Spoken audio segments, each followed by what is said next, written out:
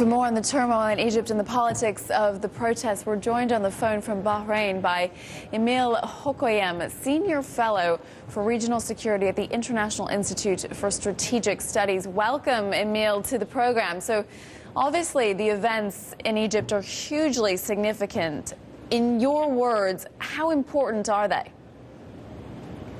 They're momentous for the region, they're momentous for U.S. policy, and they're momentous in terms of political change in the Arab world. Egypt has been the reliable enforcer of an order that was pretty much in favor of Western and U.S. interests for much of the past 30 years. And the uncertainty about Egypt's direction right now is real.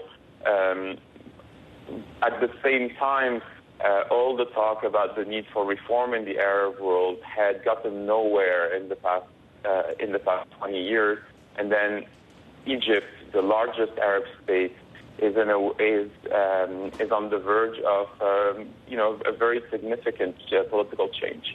Are you saying that regimes across the Arab world are shaking in their boots here? They're certainly concerned.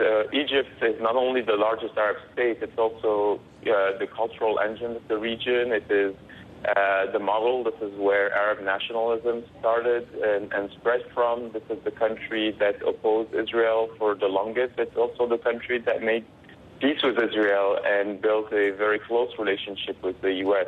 So for the rest of the Arab world, the direction of Egypt in coming days and weeks and years is going to have a very profound effect.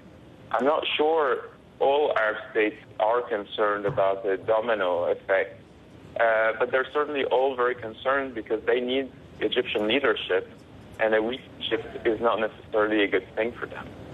And I suppose Israel is the most concerned here. Well, yes, Egypt and Israel fought three very difficult wars.